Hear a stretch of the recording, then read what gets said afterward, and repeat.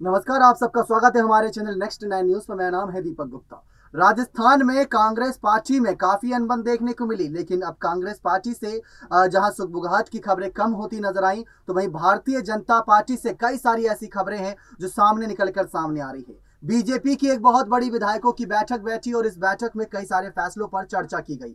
जी हां, तमाम खबरें यहां पर निकलकर सामने आई। कांग्रेस पार्टी से इतर भारतीय जनता पार्टी की इस बैठक को कई सारे मायने के नजरे से देखा जा रहा है कि आखिर क्यों यहां पर बड़ी नेता के तौर पर जाने वाली वसुंधरा राजे को अचानक से बुलाया गया और करीब 15 यहां पर बड़े नेता मौजूद थे।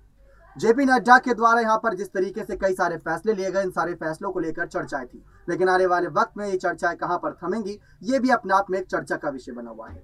राजस्थान की सत्ता परिवर्तन किन हालातों, किन बातों को ध्यान में रखकर होगी? राजस्थान की सत्ता परिवर्तन के संकेत कैसे मिल रहे हैं? भारतीय जनता पार्टी के कई सारे नेता, जिसमें करीब 12 विधायकों की संख्या बताई गई थी, वो अचानक से पहुंच गए थे। जी हां, वो अचानक से पहुंच गए थे सीपी जोशी के घर और वहां पर उन कहीं ना कहीं नेताओं के इस्तीफे की बात का चर्चा का विषय करा था। उन्होंने मुद्दा उठाया था कि अगर उन्होंने इस्तीफा दे दिया है तो सरकारी सुख सुविधाएं भी लेना छोड़ दें। लेकिन इन सबसे इतर वसुंधरा राजे को कैसे भूल गए, ये सारी भी अपने आप में खास वजह भी बनी। इन्हीं सब बातों को लेकर एक बड़ी बैठक हुई। बड़ी बैठक का निष्कर्ष क्या है, क्या यहाँ पर चर्चा हुई, किस बातों को लेकर बातें सामने आई, ये आप हमारी इस खास रिपोर्ट के जरिए देखें, जिससे आपको ज्यादा जानकारी मिल सके। जब से राजस्थान में कांग्रेस पार्टी की वापसी हुई, यानी कि उनकी सरकार बनी, तब से यहाँ पर कह सकते हैं इन्हीं पार्टी में आपसी मतभेद देखने को मिले। लेकिन अब यहाँ बीजेपी में इसी तरह की आवाज सुनाई देने लगी है।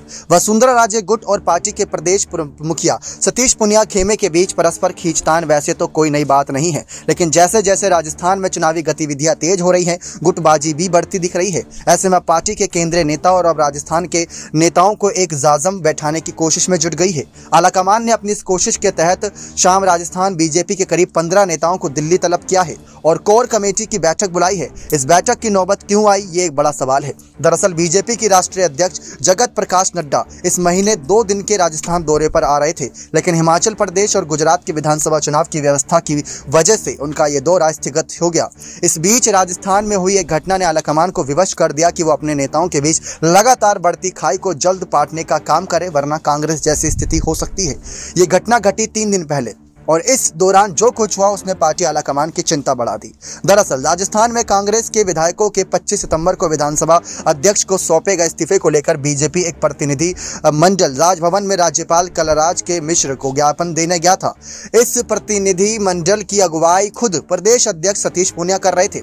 प्रतिनिधि मंडल में दूसरे कई नेता भी शामिल थे, लेकिन पूर्व सीएम वसुंधरा राजे इस दौरान नदारत दी।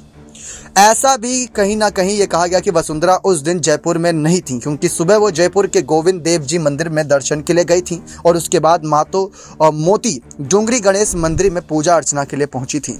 वसुंधरा राजे का सरकारी मकान विधानसभा अध्यक्ष के सरकारी मकान के ठीक सामने है, लेकिन वसुंधरा राजे शहर में होने के बावजूद इस प्रतिनिधि मंडल के साथ नहीं थी। अब ऐसे में बड़ा सवाल है कि क्या प्रदेश अध्यक्ष ने वसुंधरा राजे को संदेश नहीं भेजा, या उन्हें सूचना दिए जाने के बाद भी वो इस प्रतिनिधि मंडल का हिस्सा नहीं बनी। राजभवन के बाहर प्रदेश अध्यक्ष सतीश पुनिया समेत दूसरे कई नेताओं से वसुंधरा राजे की गैर हाजिरी को लेकर मीडिया ने सवाल किए, लेकिन बीजेपी के नेता इसका कोई संतोषजनक जवाब नहीं दे सके। वसुंधरा की इस कार्यक्रम से अनुपस्थिति की वजह चाहे कुछ भी हो, लेकिन इससे एक बात तो साफ हो गई कि राजस्थान बीजेपी में जबरदस्त अंतर्कलह है। इन सब के बीच पीएम नरेंद्र मोदी की 1 नवंबर को राजस्थान के बांसवाड़ा में यात्रा है। पीएम की यात्रा से पहले बीजेपी में सब कुछ ठीक करने के मकसद से ही पार्टी आलाकमान ने राजस्थान बीजेपी नेताओं को दिल्ली तलब करने का फैसला किया। राजस्थान बीजेपी के वरिष्ठ नेता ओम प्रकाश माथुर भी इस कोर कमेटी में शामिल हैं। वो पार्टी की केंद्रीय चुनाव समिति, जी हां, केंद्रीय चुनाव समिति को लेकर बैठक में शामिल होकर दिल्ली से जयपुर पहुंचे।